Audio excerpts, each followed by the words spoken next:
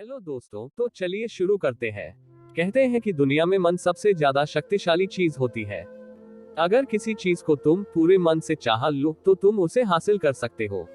यह मैं नहीं कहता, ये सभी महापुरुषों का कहना है। लेकिन अगर यह सत्य है या ये सच है, तो जो हम अपने मन से चाहते हैं वह हमें हासिल क्यों नहीं होता है? भाई, कोई भी इंसान अपने मन में दुख तो नहीं चाहेगा, लेकिन वह रहता तो दुखी है।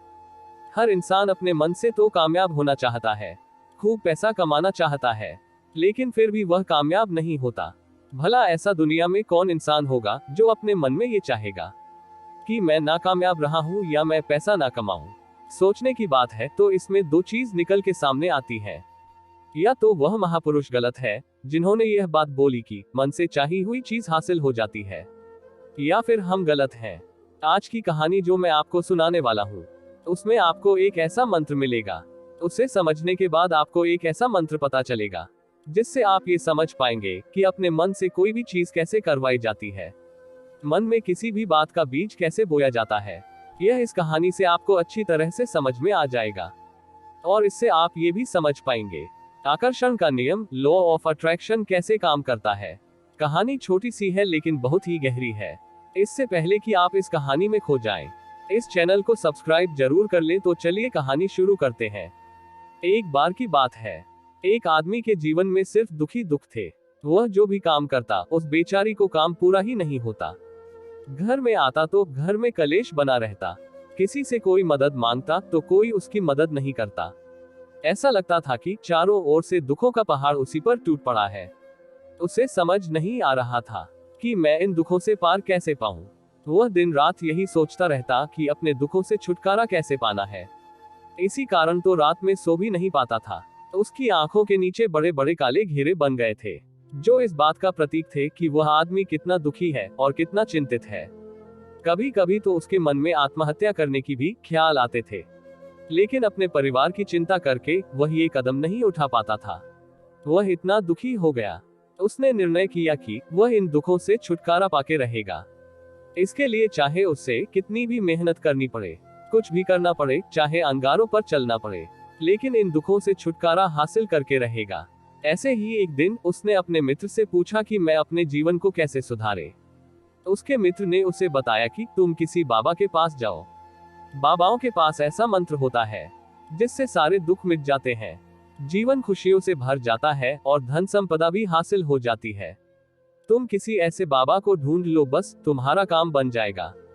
उस आदमी के मन में यह बात पूरी तरह से पक्की बैठ गई कि कोई बाबा ही मेरा दुख दूर कर सकता है, और इसीलिए उसे किसी भी बाबा के बारे में पता चलता तो वह उस बाबा के पास पहुंच जाता। वह बाबा को अपनी समस्या बताता और उससे उसका समाधान पूछता, और कहता कि बाबा, मैं कुछ भी करने के लिए तैयार हूँ, लेकिन मेरी इन समस्याओं से मुझे छुटकारा दिला दीजिए। आप जो कहेंगे मैं वह करूंगा, लेकिन मेरे जीवन को सुधार दीजिए। बाबा उसे कुछ टोने टोटके बता देते थे करने के लिए, और बदले में दान दक्षिणा ले लेते थे कि ये टोना टोटका करने के बाद तुम्हारे घर में सुख शांति बनी रहेगी। बस इस टोटके को पूरी विधि के साथ करना। वह आदमी घर लौटकर पूरी विधि के साथ टोने टोटके करने लगा, लेकिन बहुत टोने टोटके करने के बाद भी उसके जीवन में कुछ बदलाव नहीं आया। इसके विपरीत उसका जीवन और ज्यादा दुखी हो गया। जो भी बाबा उसे टोना टोटका देता था, वह बदले में उससे दान दक्षिणा लेता था, जिस कारण उसका धन भी धीरे धीरे खत्म हो रहा था। इससे उसके जीवन में दुख और ज्यादा बढ़ गए। तब उसे लगा कि बाबाओं के पास जाने से तो मेरे जीवन में दुख कम होने की बजाय बढ़ती ही जा रहे हैं। तो मुझे क्या करना चाहिए? बाबाओं के पास जाऊं या ना जाऊं? फिर एक दिन एक आदमी ने उसे बताया कि तुम अपने घर में किसी पंडित को बुलाकर हवन करवा लो। हवन होगा, घर शुद्ध हो जाएगा। कोई भी बुरी ऊर्जा होगी घर में तो घर से बाहर चली जाएगी। किसी पंडित को बुलाकर पूरे विधि विधानों से मंत्रोच्चारण कराओ और हवन कराओ, जिससे घर में सुख शांति आए। उस आदमी के मन में यह बात बैठ गई और उसने एक पंडित को अपने घर पर बुलाकर हवन करवा दिया। हवन अच्छी तरह से संपन्न हुआ। बदले में पंडित ने भी अच्छी दान दक्षिणा ली और उसके बाद वह वहां से विदा हो गया। लेकिन कुछ दिनों के बाद उस आदमी को महसूस हुआ कि उसके जीवन में अब भी कोई बदलाव नहीं आया है। अब वह आदमी पूरी तरह से दुखी हो गया और ज्यादा परेशान हो गया। अब तो उसे लगने लगा था कि मेरे जीवन में से दुख कभी खत्म ही नहीं होंगे। और यही सोच सोचकर उस आदमी का बुरा हाल हो गया था। फिर एक दिन उसे अपने मित्र से एक ऐसे बाबा के बारे में पता चला जो समाधान बताने के लिए कोई दान दक्षिणा नहीं लेता था। उस आदमी को लगा कि यह बाबा दूसरे बाबाओं की तरह नहीं हो सकता, क्योंकि ये दान दक्षिणा तो लेता ही नहीं, और अगर दान दक्षिणा नहीं लेता तो ये सच में कोई सिद्ध बाबा होगा, और यही सोचकर बहुत बाबा के पास पहुंच जाता है। जब वह आदमी वहां पर पहुंचता है तो वह बाबा ध्यान में बैठे हुए थे। ये देखकर वह आदमी वहीं पर चुपचाप बैठकर ध्यान से बाहर आने का उनका इंतजार करने लगा। थोड़ी देर बाद बाबा ने आंखें खोली तो सामने एक दुखी और परेशान युवक को बैठे देखा। उसकी आंखों के नीचे काले घेरे देखते ही समझ गया कि यह आदमी अपने जीवन से कितना परेशान है। उसे संबोधित करते हुए बाबा ने पूछा कि बच्चा, क्या चाहते हो? बाबा के पास क्या लेने आए हो? उस आदमी ने कहा कि बाबा, मैं अपने जीवन से बहुत परेशान हूँ।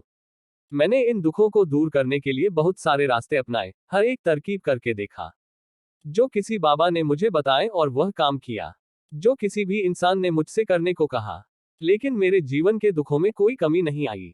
बाबा, इसके विपरीत मेरे जीवन के दुखों में बढ़ोतरी हो गई। मुझे समझ नहीं आ रहा है कि मैं क्या करूं। कभी कभी तो मैं आत्महत्या करने की सोचता हूं, लेकिन अपने परिवार की सोचकर मैं ये कदम नहीं उठा पाता। मैंने आपके बारे में बहुत सुना है बाबा, और मैं बहुत उम्मीद के साथ आपके पास आया हूँ। कृपया करके मुझे कोई ऐसा मार्ग बताएं जिससे मुझे अपने दुखों से छुटकारा मिल जाए। मैं अपने दुखों से छुटकारा पाने के लिए कुछ भी करने को तैयार हूँ। आप मुझे कोई भी रास्ता बताएं, चाहे वो रास्ता कितना भी कठिन क्यों ना हो, मैं उसको पार करके रहूंगा। बाबा ने महसूस किया कि ये आदमी तो सच में बहुत परेशान है। बाबा ने उसकी बात सुनकर कहा कि बच्चा, दुखों को दूर करने के लिए मंत्र ऐसे ही नहीं मिलते। मंत्र पाने के लिए कुछ करना पड़ता है।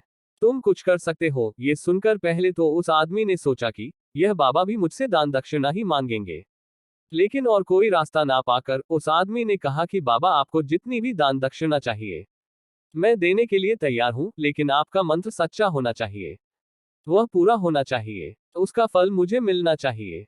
उसके बाद में आपको जो भी दान दक्षिणा लेना चाहते हो वह दे दूंगा। बाबा ने कहा कि दान दक्षिणा तो बहुत छोटी सी चीज है, मुझे वह नहीं चाहिए। इस पर वह आदमी सोच विचार करके बोला, तो बाबा, मैं अंगारों पर भी चलने के लिए तैयार हूँ, आप मुझे बस आज्ञा दीजिए। बाबा ने कहा कि अंगारों पर चलने वाली छोटी चीज मैं तुमसे नहीं कराने वाला। मैं जो तुमसे कराने वाला हूँ वह बहुत कठिन मंत्र है, उसे पूरा कर पाओगे? उसने कहा कि बाबा, आप मुझे बताइए तो सही, मुझे करना क्या होगा? मैं कुछ भी करने को तैयार हूँ। इस पर बाबा ने उसे कहा कि यहाँ से जब तुम अपने घर जाओ तो रास्ते में अपने मन में ये दोहराते जाना कि मैं सुखी हूँ, मैं सुखी हूँ। बार बार अपने मन में यही दोहराना, और याद रहे, जुबान पर यह नहीं आना चाहिए, ये सिर्फ मन में दोहराना है। ये सुनकर वह आदमी बोला, बाबा, बस इतनी सी बात, ये तो मैं चुटकी बजाकर कर लूंगा, लेकिन इससे होगा क्या? बाबा बोले कि इस मंत्र को करके देखो, वैसे भी तुमने इतने बाबाओं के मंत्र किए हैं, तो इस मंत्र को भी करके देख लो। उस आदमी ने सोचा कि बाबा कुछ दान दक्षिणा तो ले नहीं रहे, और छोटा सा मंत्र है, इसे तो मैं कर ही लूंगा। वह बोला, ठीक है बाबा, मैं यह मंत्र जरूर करूंगा।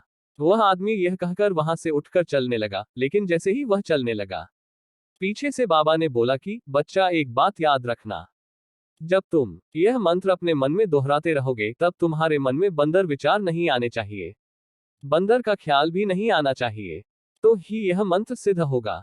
वह आदमी बोला, मुझे तो आज तक बंदर का कोई विचार नहीं आया, तो अब क्यों आएगा? आप चिंता मत करिए बाबा, मैं बस मन में यही कहूंगा कि मैं सुखी हूँ, मैं सुखी हूँ। इसके अलावा बंदर का कोई विचार मेरे मन में नहीं आएगा।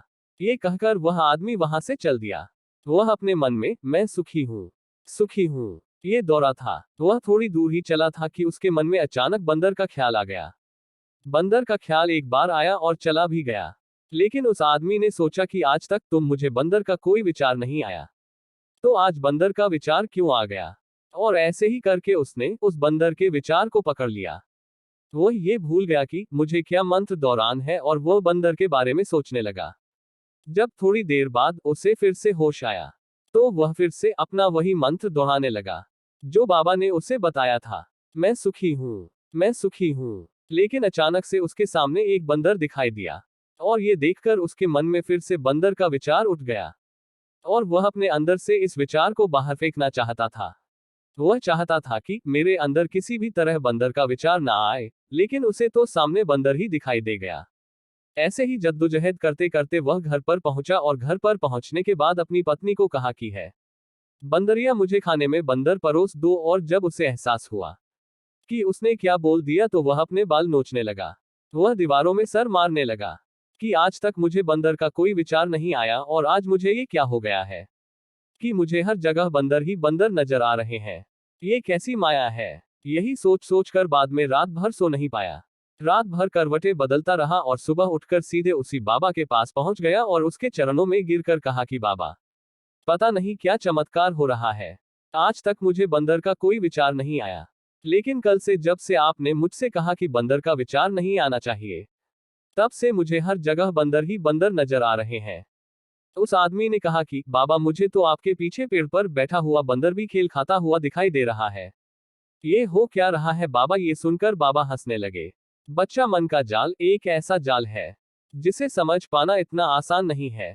बंदर तो तुम्हारे रास्ते में पहले भी आते थे। जब तुम मेरे पास आए थे तो इन्हीं पेड़ों पर यह बंदर घूम रहे थे, लेकिन तब तुम्हारे ध्यान में ये बंदर नहीं था। तब तुम्हारे ध्यान में सिर्फ अपने दुख थे। इसके बाद बाबा ने उसे बताया कि बच्चा, हम जिस चीज से भी दूर भागना चाहते हैं, वही चीज हमारे मन में बहुत गहरे में प्रविष्ट हो जाती है। वह हमारे अंतर्मन में समा जाती है। असल में हम जिस चीज से भी छुटकारा पाना चाहते हैं, उससे छुटकारा इसीलिए पाना चाहते हैं कि वह हमारे साथ बहुत गहरे से जुड़ी हुई है, और हम जितना ही उससे छुटकारा पाना चाहते हैं, उतनी ही गहरी हमारे मन में बैठकर चली जाती है, और आखिरकार वह हमारे अंतर्मन में छा जाती है। ऊपर से तो हम चाहते हैं सुखी होना, कि मैं सुखी हूं, सुखी हूं। हमारे होंठ भी यही बोलते रहते हैं, लेकिन हमारे मन में दुख समाया होते हैं। हमारे विचारों में, हमारे मन में हमें दुख ही दुख दिखाई देते हैं। इसीलिए अपनी जुबान से बार बार यह बोलने से कि मैं सुखी हूं, मैं सुखी हूं, हम सुखी नहीं होंगे जब तक यह मंत्र हमारे अंतर्मन में प्रविष्ट नहीं होगा। इस पर उस आदमी ने पूछा कि बाबा, लेकिन यह मंत्र हमारे अंतर्मन में प्रविष्ट कैसे होगा। ये सुनकर बाबा ने कहा कि बच्चा, अपने दुखों से लड़ना बंद कर दो। जब तक तुम अपने दुखों को दूर करने की सोचते रहोगे, तब तक वह दुख तुमसे चिपके रहेंगे। तब तक वह दुख तुम्हारे अंतर्मन पर अपना राज जमाए बैठे रहेंगे, और जिस दिन तुम उन दुखों के बारे में सोचना ही छोड़ दोगे, उन दुखों से छुटकारा ही नहीं पाना चाहोगे, उसी दिन से तुम्हारी जिंदगी से दुख गायब हो जाएंगे। क्योंकि किसी भी चीज से छुटकारा पाने के लिए हमें उस चीज के बारे में सोचना पड़ता है, और हम जितना ही उस चीज के बारे में सोचते हैं, वह उतनी ही गहरी हमारे मन में प्रविष्ट होती चली जाती है। हम अधिकतर समय दुखों के बारे में ही सोचते हैं। हम यही सोचते हैं कि हमारे जीवन में दुख है और हमें इस से छुटकारा पाना है। इसी वजह से बार बार सोचने से वह दुख हमारे अंतर्मन में प्रविष्ट हो जाते हैं, और हमें एहसास भी नहीं होता। इसीलिए अगर तुम दुखों से छुटकारा पाना चाहते हो, तो दुखों से छुटकारा पाने के बारे में सोचना छोड़ दो। तुम्हें दुखों से छुटकारा मिल जाएगा। अक्सर आदमी धूम्रपान छोड़ना चाहता है, शराब छोड़ना चाहता है, सुबह अपने आप से ये वादा करता है कि मैं कोई भी गलत काम नहीं करूंगा, लेकिन शाम को जब लौटता है तो नशे में चूर होकर लूटता है। ऐसा क्यों होता है कि जो हम सोच रहे हैं वह पूरा कर ही नहीं पा रहे हैं। असल में हम उस चीज को बहुत ज्यादा तवज्जो दे रहे हैं, उस चीज को बहुत ज्यादा अहमियत दे रहे हैं।